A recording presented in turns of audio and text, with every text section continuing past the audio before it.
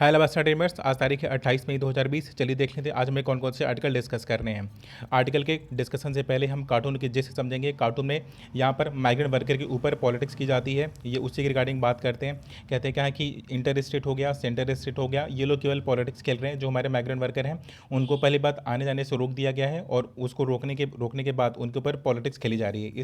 इस कार्टून में यही बात किया जाता है। हमारे पास पहला आर्टिकल है डिस्कस करने के लिए, वो किसके रिगार्डिंग है? Regarding the trust the teachers के रिगार्डिंग बात करते हैं। कहते हैं क्या है कि तमिलनाडु बोर्ड ने किया क्या है कि तमिलनाडु बोर्ड ने 15 जून से एग्ज़ाम करवाने का डिसीजन लिया है हाई स्कूल वालों का। राइटर इसी पर संदेह व्यक्त करते हैं। कहते हैं ये तो पूरी तरह से फ्लॉ है, क्योंकि हाई स्कूल का जो वहाँ पे रिजल्ट आता है तमिलनाडु बोर्ड में वो 99% आते हैं। 99% लोगों को पास तो होना ही होता है, और 99% लोग ऐसे ऐसे भी हैं जहाँ से वो हाई स्कूल करते हैं वहीं से वो इंटर भी करते हैं। तो कहते हैं ये तो आपकी केवल एक प्रकार की फॉर्मेलिटी है कि पेंडेमिक के टाइम पीरियड में आपने इस प्रकार का डिसीजन लिया है। राइटर कहते हैं कि इससे पहले हुआ क्या था कि जहाँ पर 3000 सेंटर हुआ करते थे वहाँ पर आपने 12,000 सेंटर को बनवाने का निर्णय लिया है।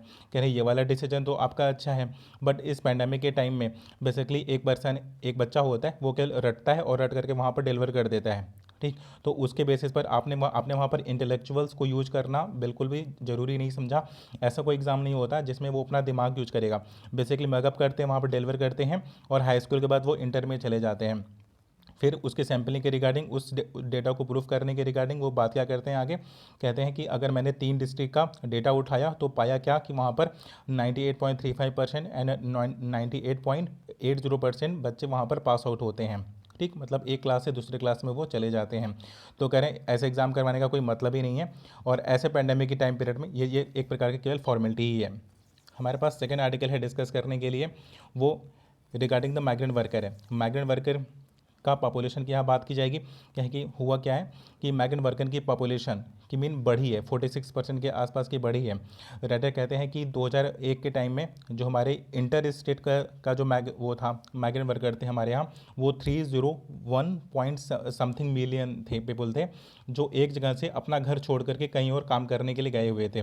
ठीक है, यूजुअली अपने घर के आसपास किसी को जॉब मिल जाए कर ये बहुत मुश्किल होता है। तो उसी का डेटा की एनालिसिस की गई है, और वर्ल्ड बैंक के अकॉर्डिंग है कि 2011 में क्या हुआ, 450 मिलियन लोग ऐसे हैं जो अपना घर छोड़ करके दूसरी जगह पर काम करने के लिए गए हैं। तो अगर जब एक इतनी बड़ी पॉपुलेशन है जो अपना घर छोड़ करके दूसरी जगह पर काम करने के लिए जाती है, और आप उसको केवल 4 घंटे का वार्निंग दे करके, ठीक, कि 4 घंटे बाद हम लॉकडाउन को लागू कर देंगे और आप एक जगह से दूसरी जगह मूव नहीं कर सकते हो। तो कह रहे हैं कि जो अंडर 100 किलोमीटर थे, अंडर 50 किलोमीटर थे, कह रहे हैं वो तो अपनी जगह पर पहुंच गए, बट जो मोर देन 400 500 या 1000 किलोमीटर डिस्टेंस पर थे, कह रहे उनके लिए अपने घर पर पहुंचना बहुत मुश्किल था। ठीक, तो कह रहे हैं आपने पहली बात तो उनको उस तरह से फैसिलिटेट नहीं किया, और अभी उनके अधिकारों की आप रक्षा भी नहीं कर रहे हो। फिर राइटर क्या कहते क्या है कि एक बड़ी पॉपुलेशन है जो रूरल इकोनॉमी में रहती है।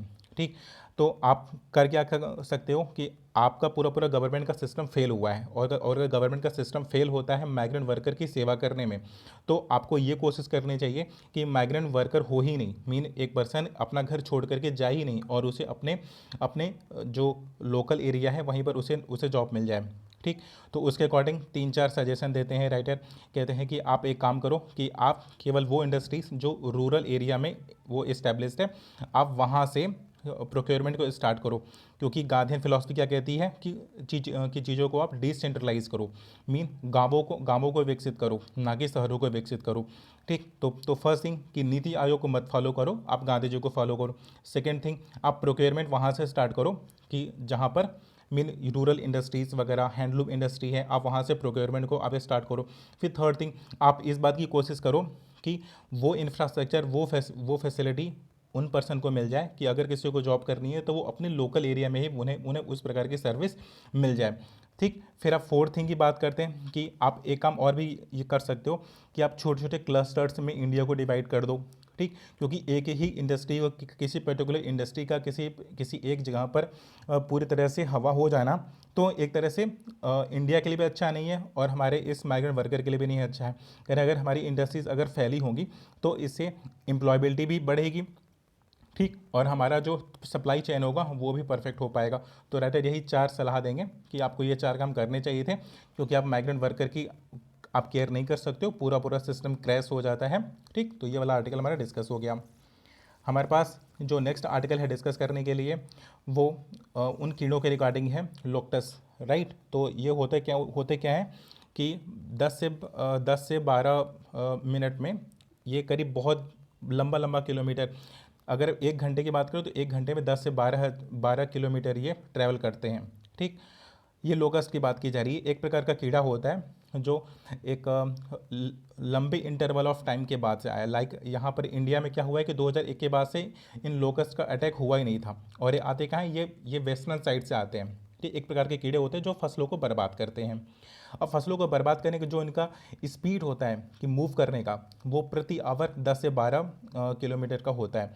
अभी क्या हुआ कि वो राजस्थान तक, मध्य प्रदेश तक पहुंच चुके हैं।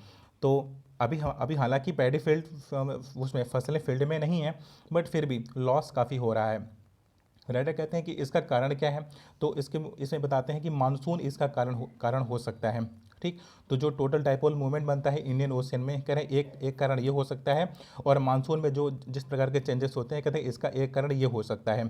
फिर राइटर कहते क्या है कि इन लोकस का कोई विशेष सोल्यूशन नहीं है, और अगर ये एक बार आते हैं तो 2 साल तक रहते हैं। ठीक, तो क्योंकि इनका अपना खुद को ये म्यूटेट भी करते रहते हैं।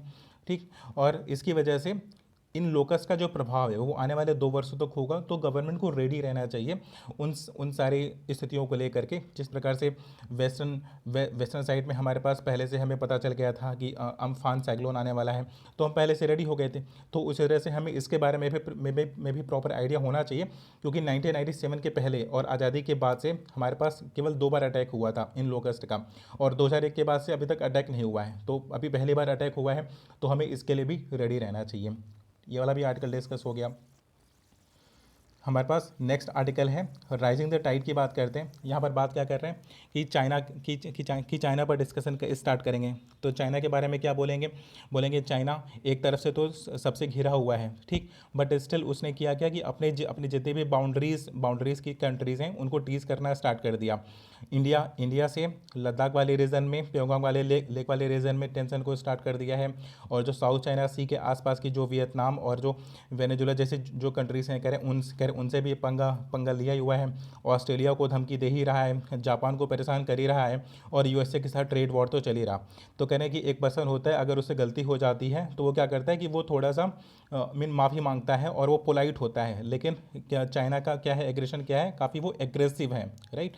तो राइटर इसी के रिगार्डिंग बात करते हैं, कहते हैं उसे थोड़ा पोलाइट होना चाहिए था, अदरवाइज जियो पॉलिटिक्स में वो पूरी तरह से एलिमिनेट हो जाएगा या एलिनेट हो जाएगा। नेक्स्ट आर्टिकल है डिस्कस करने के लिए हमारे पास, ये हमारे वेंकैया नायडू ने ये वाला आर्टिकल लिखा हुआ है। वेंकैया नायडू कहते क्या हैं कि हमारे जो फार्मर्स होते हैं वो दिन रात काम करते हैं, वो ठंडी गर्मी बरसात नहीं देखते हुए हैं। इवन लॉकडाउन के पीरियड में जो वाइट कलर के जो वो है पर्सन है, वो ऑफिस आने से बच रहे हैं, वो छुट्टियां लेकर के घरों में बैठे हुए हैं। लेकिन जो हमारे फार्मर हैं, कह रहे हैं वो घर में बैठ करके काम नहीं कर सकते हैं, कह रहे उनको तो फील्ड में जाना ही पड़ता है। बट स्टिल जो उनका प्रोड्यूस होता है, जब वो पूरी तरह से फसलों को तैयार कर लेते हैं तो उसका प्रॉपर मार्केट प्राइस उनको नहीं मिल पाता है। फिर इसमें 2 कारण बताते हैं, कहते हैं कि अगर हम लेजिस्लेटिव लॉ की बात करें तो इसमें 2 लॉ ऐसे हैं जो इन चीज़ों को प्रिवेंट करते हैं। पहला इसेंशियल कमोडिटीज़ एक्ट ऑफ 1955 है, और सेकंड थिंग क्या है कि एपीएमसी एक्ट है। एपीएमसी एक्ट क्या बोलता है कि आप क्या कर सकते हो, आप केवल लोकल वेंडर को या लोकल मार्केटिंग पर्सन को ही आप अपने फसल को बेच सकते हो। मीन आपके पास ऑप्शंस बहुत कम होते हैं अपनी फसलों को बेचने के, ठीक। और जो सेकंड थिंग है कि इसेंशियल कमोडिटीज़ एक्ट। तो पूरे आर्टिकल में वेंकैया नायडू बात क्या करेंगे, वेंकैया नायडू यही बात बोलते हैं, कहते हैं कि इन दोनों लॉ को जितना जल्दी एलिमिनेट किया जाए उतना जल्दी हमारे फार्मर के लिए अच्छा होगा। तो नेक्स्ट आर्टिकल है डिस्कस करने के लिए, वो रिगार्डिंग सप्लाई चेन है। ये आईआईटी के प्रोफेसरों ने ये वाला आर्टिकल लिखा हुआ है। राइटर इसमें कहते क्या हैं कि आप अगर किसी को डायरेक्ट पैसा दे देते हो, अगर आप किसी के खाते में सीधे ज़्यादा पैसा भेज देते हो, तो कुछ टाइम के लिए आप उनको रिलीफ तो प्रोवाइड करवा सकते हो, लेकिन सप्लाई चेन को आप मेंटेन नहीं करवा सकते हो। क्योंकि सप्लाई चेन को मेंटेन करवाने के लिए आपको ग्रॉस रूट लेवल पर जा करके काम करना होता है, तब जा करके आपका सप्लाई चेन वहाँ पर मेंटेन हो पाता है। अदरवाइज आप सप्लाई चेन को मेंटेन नहीं कर सकते हो। राइटर इसमें सलाह क्या देंगे, कहते हैं कि आप जिस तरह से डायरेक्ट फंड को आप ट्रांसफ़र कर देते हो, कह रहे हैं ये वाला आइडिया अच्छा है नहीं। ठीक। आपको करना क्या चाहिए, आपको जर्मनी से सीखना चाहिए, क्योंकि जर्मनी ने किया क्या था कि जब सेकेंड वर्ल्ड वॉर हुआ था तो जर्मनी की सप्लाई चेन को पूरी तरह से जो उनके इनमीज थे उन्होंने डिस्ट्रॉय कर दिया था। तो जर्मनी ने क्या किया, कह रहे जर्मनी ने इंसेंटिव प्रोवाइड किया कि वहाँ के जो एंटरप्रेन्योर्स थे, कह रहे उनको उनको क्या किया कि इंसेंटिव प्रोवाइड करवाया, और इंसेंटिव के साथ साथ उनको उनके साथ क्या किया कि टैक्स में कट की जो टैक्स थे उसको काट दिया। तो टैक्स रिमूवल की वजह से जो वहाँ के जो एंटरप्रेन्योर्स थे उन्होंने इकोनॉमी के सप्लाई चेन को वापस से अपनी पुनर्स्थिति में ला करके खड़ा कर दिया था। तो हमारे पास जितने भी आर्टिकल थे डिस्कस करने के लिए ऑलमोस्ट सारे आर्टिकल डिस्कस हो गए हैं, right. Thank you so much for watching the video.